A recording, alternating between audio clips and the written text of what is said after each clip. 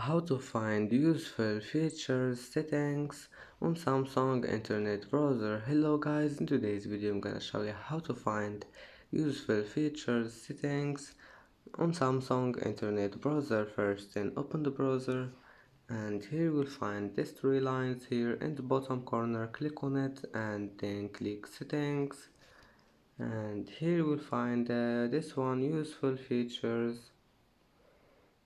And as you see here, you can find useful features settings like video and address bar, and you can manage here anything you want, and then just go back, it will be saved. And that's it for today's video. If you like this video, don't forget like and subscribe, and thank you for watching this video until the end, and see you in the next video.